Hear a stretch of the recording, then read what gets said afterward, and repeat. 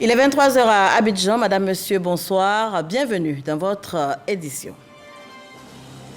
À la une ce soir, le Conseil des ministres qui s'est tenu ce mercredi 24 mai au palais de la présidence au Plateau.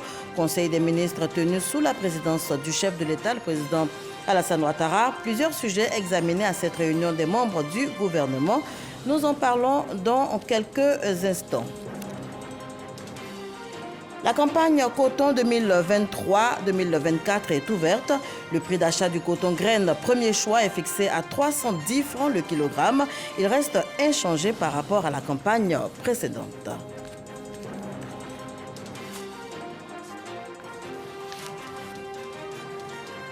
Dans ce journal, nous irons également à Genève pour des échos de la 76e session de l'Assemblée mondiale de la santé, initiative de l'OMS. La délégation ivoirienne met à profit toutes les rencontres pour faire du lobbying afin d'attirer les partenaires en Côte d'Ivoire. On en parle avec Walter Amadou Ouattara dans quelques minutes seulement.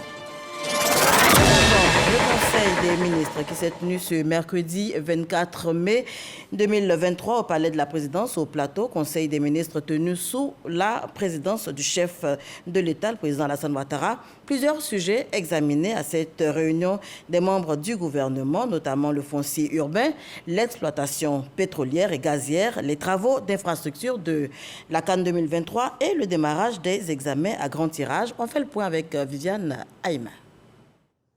Au total, 12 projets de décrets et projets de loi et d'ordonnances adoptés par le Conseil des ministres de ce mercredi 24 mai 2023, présidé par le chef de l'État, le président Alassane Ouattara. Au nombre de ces délibérations, on note ce projet de loi qui vient donner désormais un pouvoir légal à l'autorité coutumière en ce qui concerne le foncier urbain. Le Conseil a adopté un projet de loi modifiant la loi du 14 août 2020 instituant le Code de l'urbanisme et du domaine foncier urbain, ainsi qu'une communication relative à l'introduction de l'attestation de droit d'usage coutumier dans la gestion du foncier urbain en Côte d'Ivoire. Cette réforme institue un modèle unique d'attestation villageoise, dénommé attestation de droit d'usage, signé par le chef de village, le président du comité villageois de gestion foncière et le lotisseur. Cette attestation est délivrée à chacun des détenteurs de droits coutumiers bénéficiaires de lots de compensation après approbation de chaque lotissement impliquant des communautés villageoises. Elle est établie sur un imprimé sécurisé et infalsifiable, produit et fourni par l'administration avec un identifiant numérique unique correspondant au lot attribué dans le système intégré de gestion du foncier urbain, le SICFU. À partir de cet identifiant numérique imprimé sur ce document, il sera possible de procéder à sa vérification en ligne afin de confirmer l'authenticité des informations qu'il contient. L'institution de l'attestation de droit d'usage met donc fin aux transactions foncières jusqu'à présent faites sur la base des attestations coutumières. Celles-ci se feront désormais sur des terrains bénéficiant de titres fonciers avec des ACD délivrés uniquement que sur des terrains viabilisés ou semi-viabilisés possédant un numéro de titre foncier de façon à simplifier les démarches administratives et à sécuriser durablement la chaîne foncière. Par ailleurs, le Conseil a pris un décret qui accorde la priorité aux acteurs économiques ivoiriens dans l'exploitation de la filière pétrolière et gazière. Ce décret définit la liste des emplois ainsi que la liste des activités de sous-traitance, de prestation de services et de fourniture de biens et services en matière pétrolière et gazière devant entièrement être occupés par les nationaux aux fins de promouvoir le développement de champions nationaux dans toute la chaîne des valeurs de l'industrie pétrolière et gazière nationale. Il précise en outre les modalités d'attribution des marchés en lien avec la préférence aux entreprises ivoiriennes et détermine les modalités de soumission des plans et des rapports de contenu local en vue de l'évaluation du contenu local dans tous les segments de la filière. Le Conseil des ministres a dressé le bilan de la feuille de route du gouvernement à fin mars 2023 en matière d'infrastructures à réaliser, notamment dans le cadre de l'organisation de la CAN 2023. Les objectifs sont quasiment atteints. Relativement au projet, les efforts au premier trimestre ont porté sur la finalisation des travaux de construction des infrastructures sportives et d'hébergement. Ainsi, les stades de Boaké et Yamsokro ont été homologués par la CAF et reçoivent actuellement les compétitions CAF FIFA. Les travaux se poursuivent pour les stades Félix Houphouët-Boigny, le stade Amadou Koulibaly de Korogo et le stade Laurent Pokou de San Pedro. Globalement, l'ensemble des infrastructures attendues sera mis à disposition fin juin 2023, conformément au cahier des charges de la CAN. Avec la fin pour bientôt de l'année scolaire et universitaire, va s'ouvrir la période des examens à grand tirage. Le Conseil des ministres a fixé la date de démarrage de cette session. La session 2023 convoquera dans l'ensemble 1 597 045 candidats, dont 782 862 filles et 814 183 garçons, répartis ainsi qu'il suit: 662 375 candidats pour le CEPE, 577 618 candidats pour le BEPC, 10 181 candidats pour le test d'orientation en seconde et 346 871 candidats pour le baccalauréat. À l'instar des années précédentes, l'examen du CEPE ouvrira la session le lundi 5 juin 2023, suivi de l'examen du BEPC, du test d'orientation en seconde et du baccalauréat. La fin de la session 2023 des examens à grand tirage est prévue le lundi 24 juillet 2023 à la suite de la proclamation des résultats du baccalauréat. Les détails relatifs aux dates seront publiés dans un communiqué du Conseil des ministres. Le prochain Conseil des ministres est annoncé pour le 7 juin prochain. La campagne coton 2023-2024 est ouverte. Le prix d'achat du coton graine premier choix est fixé à 310 francs le kilogramme. Il reste donc inchangé par rapport à la campagne précédente. Un prix qui, du reste, défie toute concurrence dans la sous-région, à en croire en tout cas le ministre d'État, ministre de l'Agriculture, Kobena Kwasi Adjoumani. À cause des jacides, ces insectes ravageurs, la production de coton graine s'est effondrée de 54%, passant de 539 000 à 236 000 tonnes au cours de la campagne 2022-2023. Pour minimiser l'impact des pertes, 63 milliards de francs CFA ont été injectés dans la filière. Malgré cette morosité borchant, le gouvernement a décidé de maintenir les prix au même niveau. Les prix d'achat de coton graine au titre de la campagne 2023-2024 sont fixés comme suit. 310 francs CFA par kilogramme le coton graine de premier choix et 285 francs CFA par kilogramme le coton graine de deuxième choix. Ces prix sont les plus élevés de tous les pays producteurs de coton de la sous-région. Pour cette campagne qui s'ouvre, la filière prévoit une production de 400 000 tonnes de coton graine. Cette production projetée devrait connaître une hausse de 69% par rapport à la campagne 2022-2023. Dans cette dynamique de relance, la filière verra la pose de la première pierre d'une nouvelle usine de grainage à Kong. Cet investissement sera couplé à la subvention des prix des intrants, notamment l'engrais. Un engagement total de 28 milliards de francs CFA. Et on se rend tout de suite à Yamoussoukro, au Sénat, où la Haute Autorité pour la bonne gouvernance était ce mercredi au cœur donc d'une séance d'information parlementaire. Thème retenu, exigence et éthique de la bonne gouvernance, rôle des parlementaires. Thème autour duquel donc la séance de travail s'est tenue. Ce thème a permis de présenter la structure haute à travers ses missions. Les acquis enregistrés par la Côte d'Ivoire depuis donc sa création. C'est avec Kader Sogodogo qu'on en parle. Séance d'information parlementaire au Sénat. La Commission des affaires économiques et financières s'intéresse aux activités de la Haute Autorité pour la bonne gouvernance. C'est Dr Bakary Traoré qui a animé les échanges. Présentation, importance de la bonne gouvernance pour le développement de la Côte d'Ivoire, exigences basées sur les principes et les indicateurs de la bonne gouvernance, l'éthique, des modules qui ont permis d'aboutir à l'état des lieux. Le pays fait de la bonne gouvernance et la lutte contre la corruption des vecteurs de développement.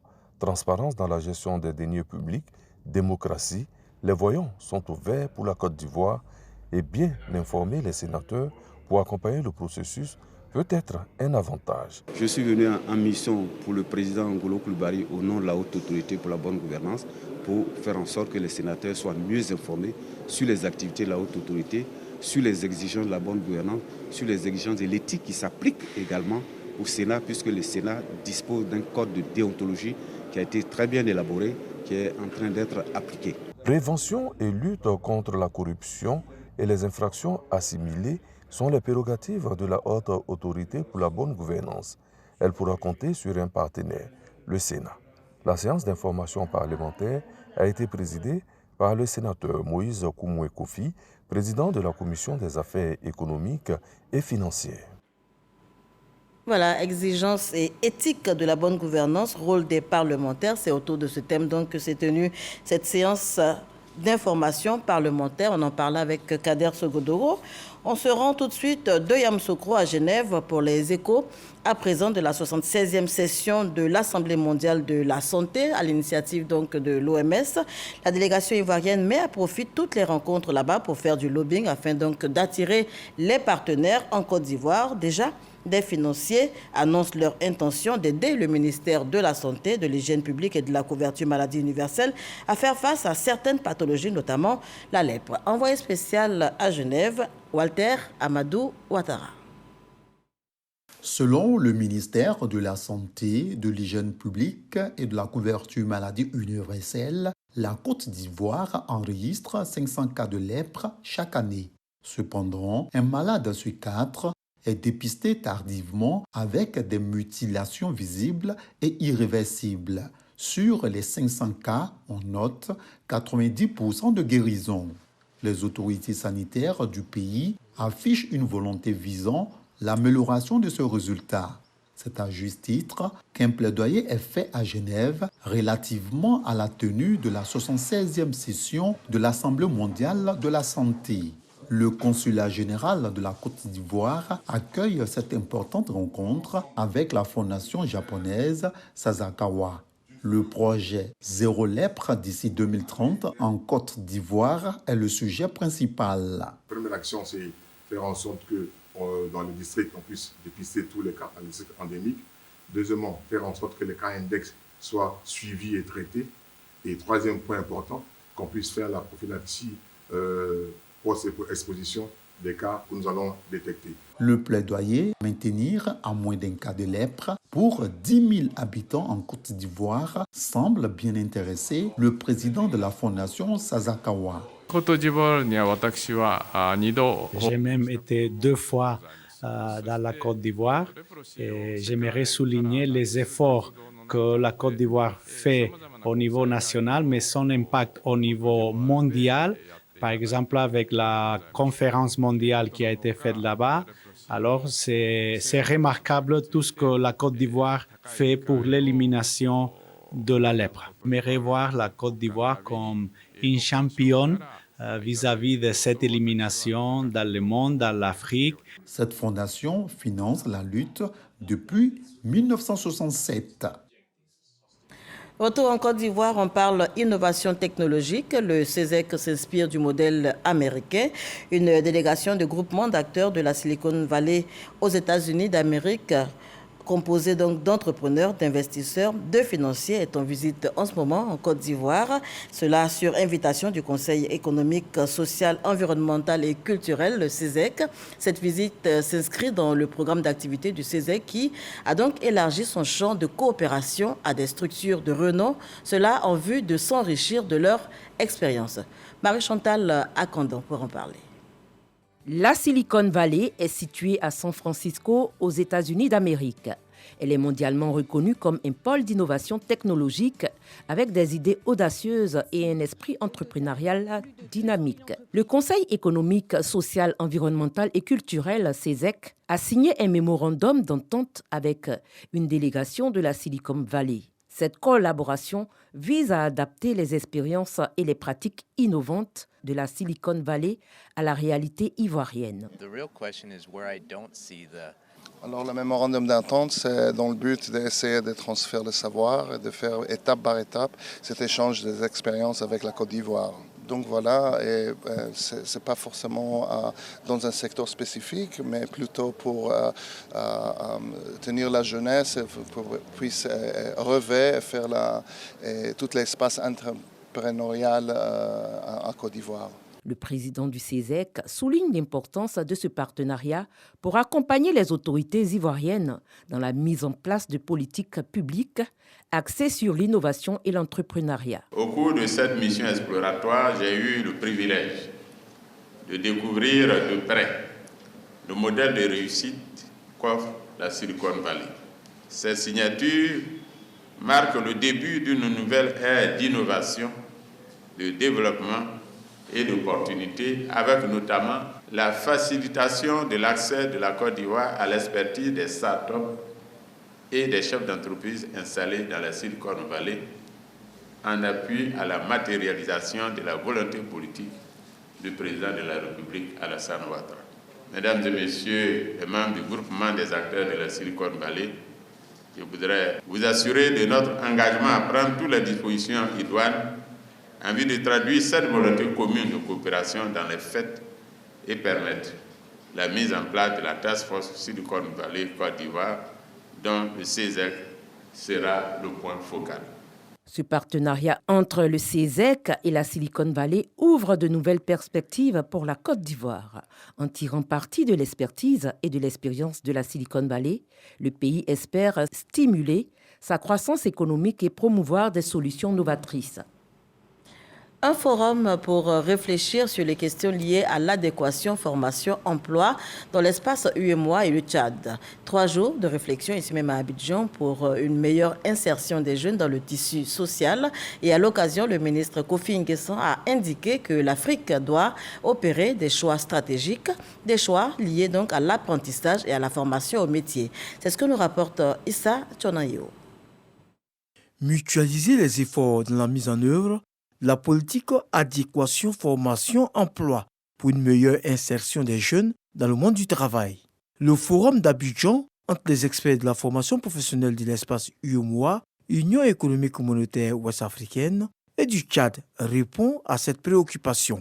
Cette rencontre vise à trouver des stratégies pérennes pour résoudre efficacement le défi de l'emploi des jeunes. Ici, j'essaie de situer l'importance de ce forum des promoteurs pour essayer de comprendre qu'est-ce qui se passe mieux en Côte d'Ivoire, comment les autres pays peuvent apprendre de la Côte d'Ivoire et essayer de mettre cela en pratique dans chacun de leurs pays en tenant compte des contextes. Chaque pays peut trouver sa solution. En Côte d'Ivoire, il y a des initiatives qui diffèrent déjà, mais qui vont être porteuses de résultats. Ce qu'on veut là, c'est surtout favoriser l'échange et les échanges entre pays. Étant donné que c'est un domaine où on a des compétences et des expertises, il nous tient à cœur que ce soit développé dans plusieurs pays de la région. Le ministre de l'Enseignement technique, de la formation professionnelle et de l'apprentissage s'est réjoui de cette rencontre en terre ivoirienne. La réunion est extrêmement importante parce qu'elle permettra au pays de partager, de mutualiser les stratégies qui ont été identifiées dans chacun de ces pays, justement. Et nous, au niveau de la Côte d'Ivoire, nous avons le PGGouv, le programme Jeunesse Gouvernement. Et nous croyons que c'est un programme qui fédère les activités qui sont entreprises dans chacun des ministères Et nos représentants ici viendront ici partager les stratégies développées par le ministère et par le gouvernement. Le ministre Kofi Nguessan a exhorté les Africains à s'unir pour une qualité de la formation professionnelle sur le continent. Le ministère des Eaux et Forêts multiplie les initiatives dans le cadre de la lutte contre la déforestation. À Lingekro, village du département de Congo, aux côtés du ministre d'État, ministre de la Défense, Téné Birahima Ouattara, Laurent Tchagba a lancé le projet Un village, 5 hectares de forêt, un projet qui concerne la quasi-totalité des villages de la Côte d'Ivoire et qui vise à reconstituer le couvert forestier, mais surtout à inculquer aux populations la culture du reboisement. La disparition effrénée de la forêt ivoirienne demeure aujourd'hui une préoccupation majeure pour le président de la République. De 16 millions d'hectares de forêt en 1900, le pays ne dispose que de 2 millions d'hectares de forêt aujourd'hui. Le gouvernement a adopté la politique de préservation, de réhabilitation et d'extension des forêts qui doit permettre de porter le couvert forestier national de 2,97 millions d'hectares de forêt actuellement à 6,5 millions d'hectares à l'horizon 2030. Pour atteindre cet objectif, le ministère des Eaux et Forêts multiplie les initiatives. Le projet Un village, 5 hectares de forêt est donc lancé à Lingekoro, village du département du Congo. Le ministre d'État, ministre de la Défense, Téné Birahima Ouattara, et celui des Eaux et Forêts, Laurent Tchagba, plantent les premiers arbres pour donner l'exemple. Le projet Un village 5 hectares de forêt s'exécutera sur l'ensemble du territoire national, apportera une contribution significative à l'atteinte de l'objectif de 2030. En effet, la Côte d'Ivoire compte 8000 villages. Si chaque village réalise 5 hectares de forêt, nous aurons au moins 40 000 hectares de forêt. Le ministre d'État, ministre de la Défense, exhorte les autorités coutumières à s'impliquer dans ce projet en cédant les terres pour le reboisement. Lingekro doit donner l'exemple à la Côte d'Ivoire. Et pour ce faire, il faut que les parents puissent, dans le respect des règles définies par le ministère des Eaux et Forêts, faire le travail qu'on leur demandera de faire. Monsieur le ministre, je peux vous assurer que je ne ménagerai aucun effort pour moi-même suivre personnellement cette opération parce qu'elle me tient à cœur. Le projet Un village, 5 hectares de forêt n'est pas la seule initiative pour la reconstitution du couvert forestier. Il y a également une école, 5 hectares de forêt et la réhabilitation des forêts sacrées. On évoque à présent cette grande mobilisation autour du candidat RHDP de la commune de Yopougon, cérémonie de soutien à Adama Bictogo pour la municipale. C'est à l'initiative de 50 organisations de leaders, composées donc d'associations et d'ONG. On fait le point avec Abou Sanogo.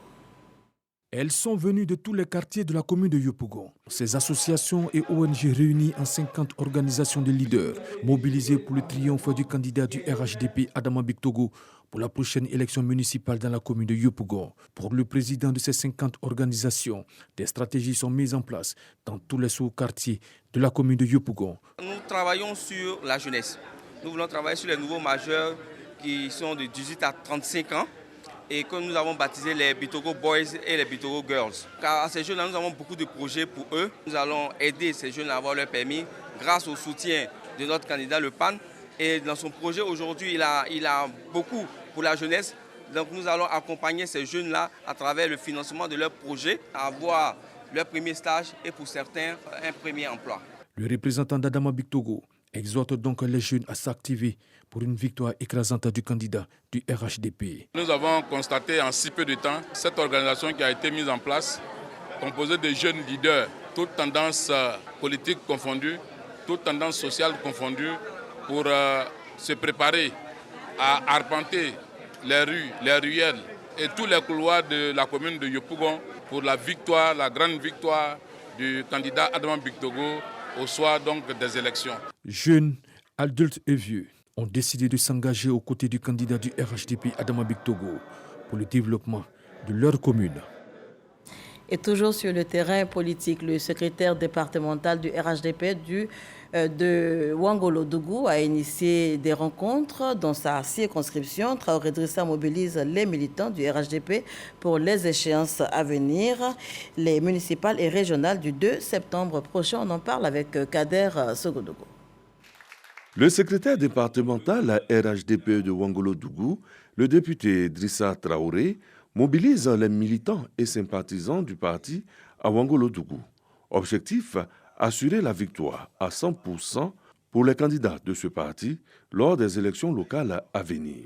Il envoie en mission les instances de son parti dans le département. À cette rencontre qui s'est tenue à sa permanence, le député Traoré Drissa, par ailleurs, cadre du RHDP, appelle à l'union sacrée autour des candidats du parti et demande l'engagement de chacun afin de mener à bien la campagne électorale dans leur localité. Nous avons dit aux militants d'être prêts parce que nous allons commencer la bataille d'idées. Si c'est le développement, nous avons des arguments pour convaincre l'ensemble de la population parce que chacun de nous sait, le président Alassane Ouattara, ce qu'il fait pour la Côte d'Ivoire.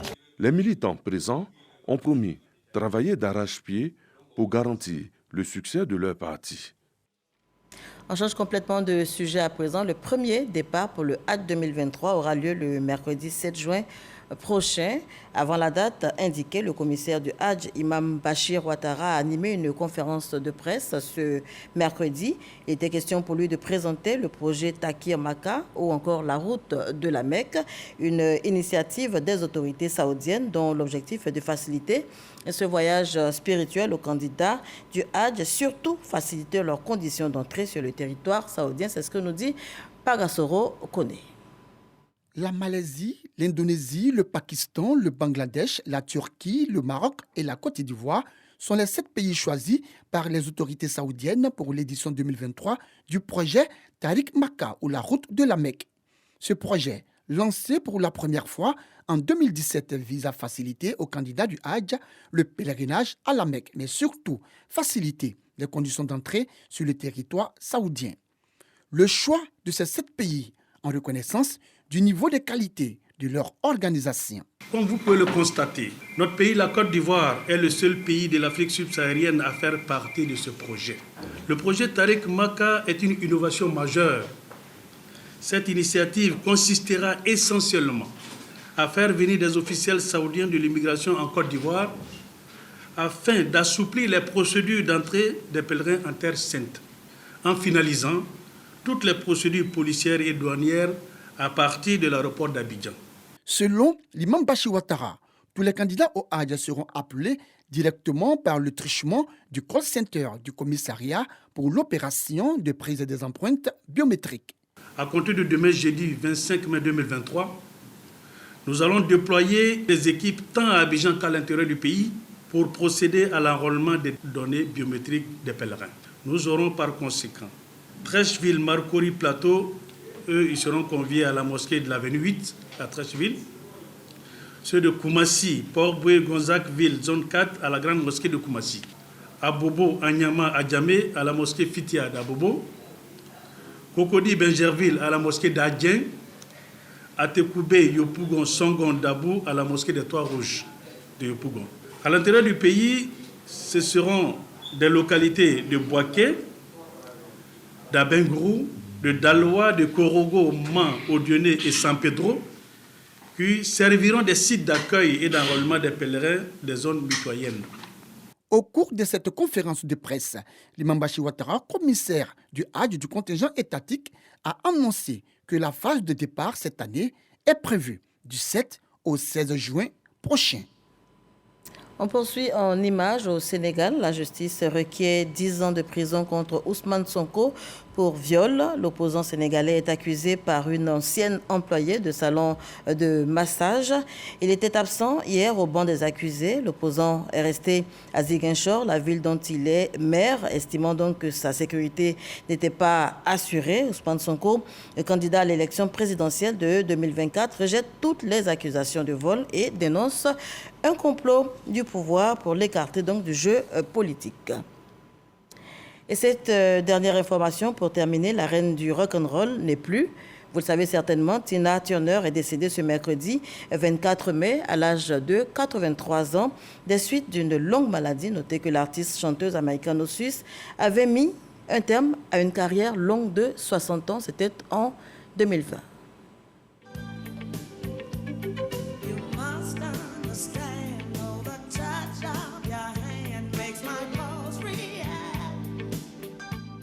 Tina Turner, la reine du rock'n'roll, s'en est allée ce mercredi 24 mai en Suisse à l'âge de 83 ans. Elle fut une vedette sauvage du rhythm blues de la fin des années 1950 jusqu'au milieu des années 1970. Au sein du duo et couple infernal, Ike et Tina. Adulée pour sa voix de feu et son énergie hors norme, cette chanteuse, danseuse, actrice et compositrice d'origine américaine, naturalisée suisse, laisse ses fans sans voix. L'artiste à la crinière blonde et au sourire ravageur, Tina Turner, enregistre à son actif une dizaine d'albums studio et grand public et plus d'une douzaine de prix aux Grammy Awards.